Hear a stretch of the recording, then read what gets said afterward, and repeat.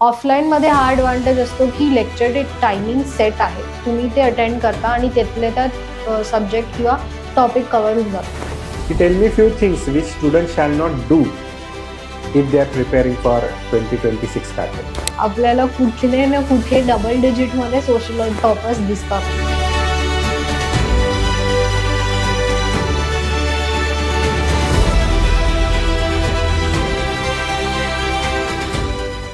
नमस्कार विद्यार्थी मित्रांनो, आज आपण इथे आपली विद्यार्थिनी अंकिता पाटील जी नुकत्याच झालेल्या UPSC सिव्हिल सर्व्हिस एक्झामिनेशनमध्ये 140th ऑल इंडिया रँक मिळून यशस्वी झाली आहे, तिला आपण इथे इन्व्हाइट केलेलं आहे. अंकिता, तुमचं स्वागत आहे आजच्या सेशनमध्ये.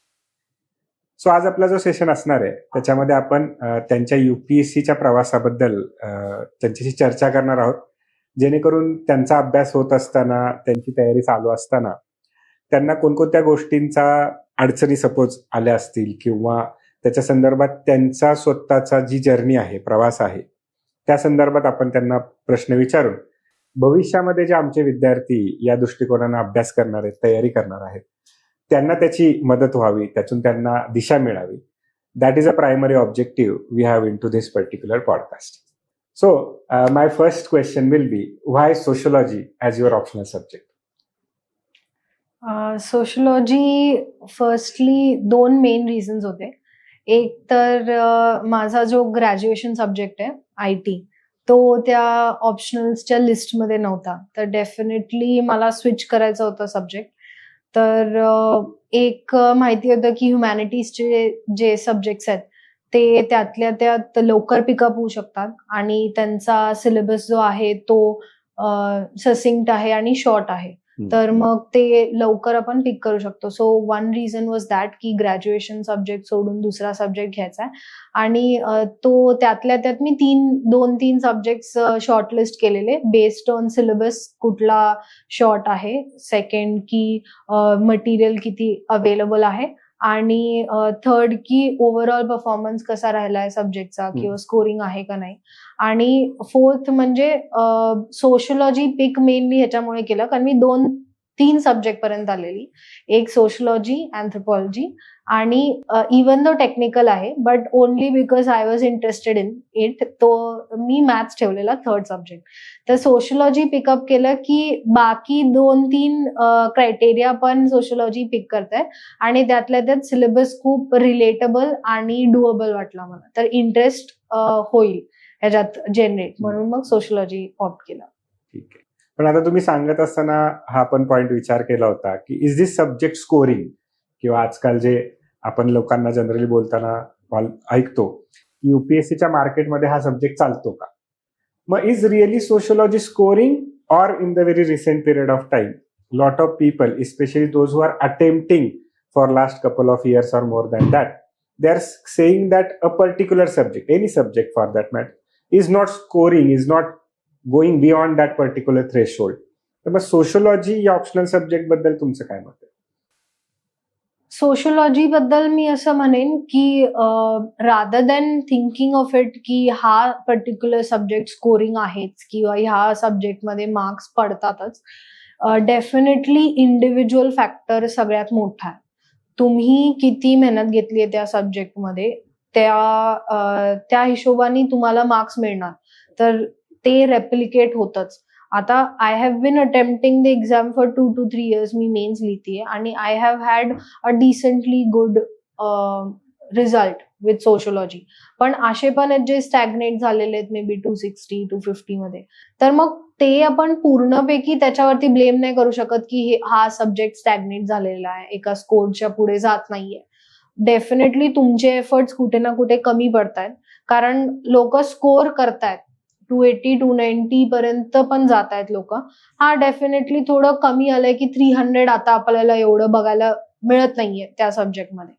But I would still say कि it is a good scoring subject. Rather than seeing the topper of the subject, I would believe कि look at the average of the subject. आणि सोशलॉजी साठी ते डेफिनेटली थोडं वर राहिलेलं आहे. It has a good average comparatively. तर सोशलॉजीचा advantage हा असतो की सिलेबस इज शॉर्ट कम्पॅरेटिव्हली, तर तुम्ही एक एक्स्ट्रा राऊंड ऑफ रिव्हिजन सोशिओलॉजीमध्ये करू शकता आणि तो तुम्हाला ऍडव्हान्टेज देतो ऍक्च्युअल पेपरमध्ये आणि ते मार्क्समध्ये डेफिनेटली रिफ्लेक्ट होणार. तर I wouldn't say sociology has reached a stagnation point. परत आपल्याला टॉपर्स दिसतायतच. Sociology toppers have been constant irrespective of कोण AIR1 येत आहे का नाही. आपल्याला कुठले ना कुठे डबल डिजिट मध्ये सोशिओलॉजी टॉपर्स दिसतातच. So that in itself is a proof की sociology is a good subject. Okay. So recently mark list आणि टॉपर्स लिस्ट आलेली आहे आणि त्याचाच रेफरन्स घेऊन अंकित आपल्याला इथे सांगतात की sociology has been remain one of the most favourite subject among the toppers as well as those who are preparing for UPSC.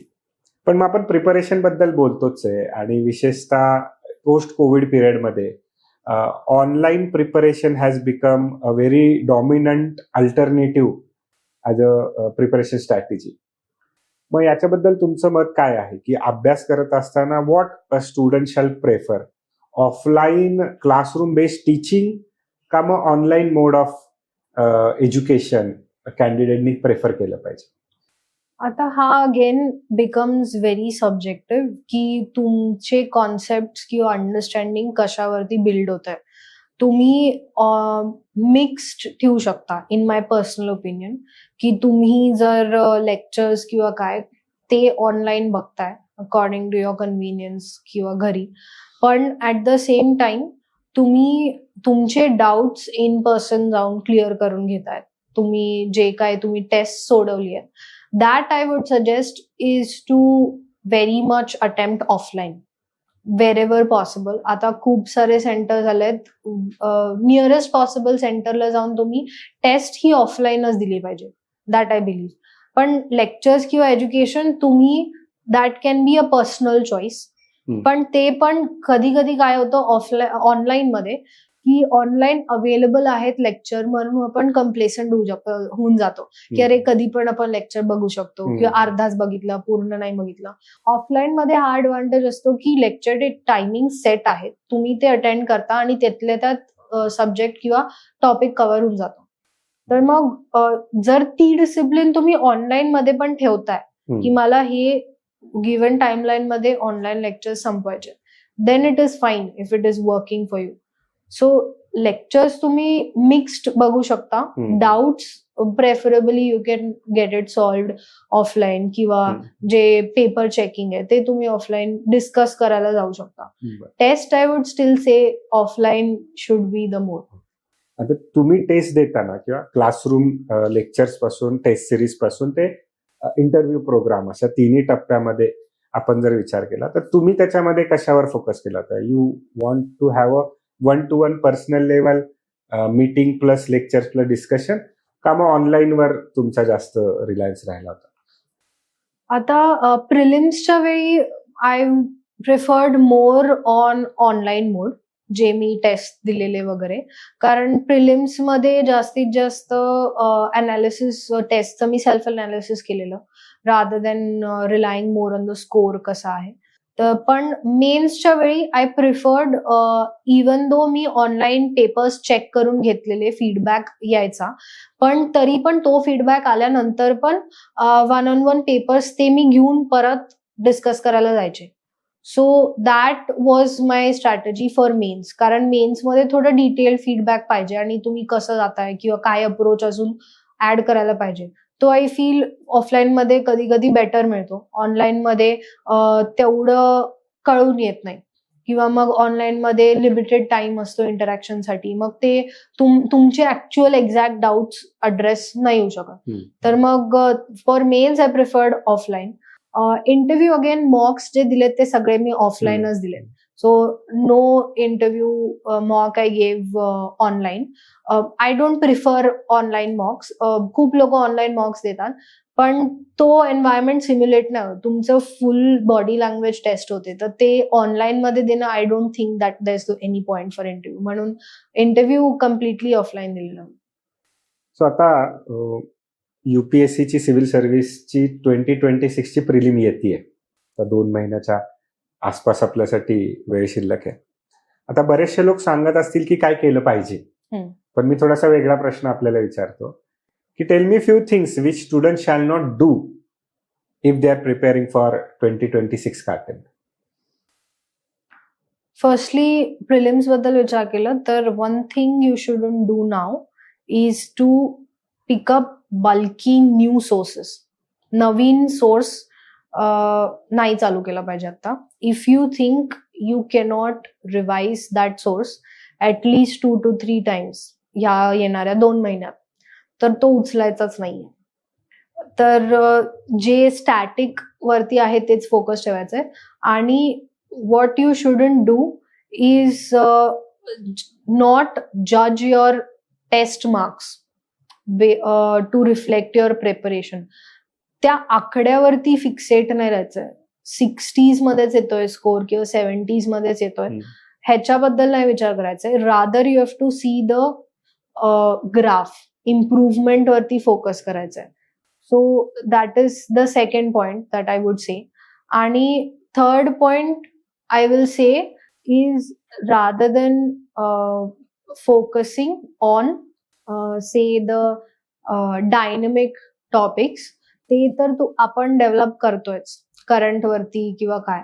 So do not pickup current has been a very huge thing now, पण do not pick up bulky sources for those dynamic topics.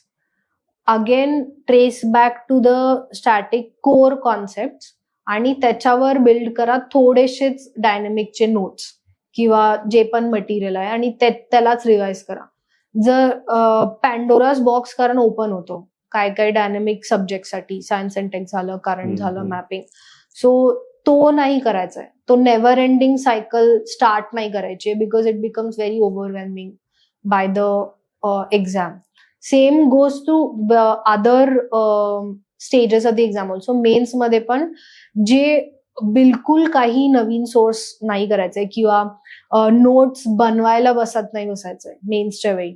If you do not have notes right now of your own, आता खूप available आहे. बाकी टॉपर्सचे notes available आहे किंवा content क्लासेसचे available आहेत आणि खूप टू द पॉइंट मिळतात.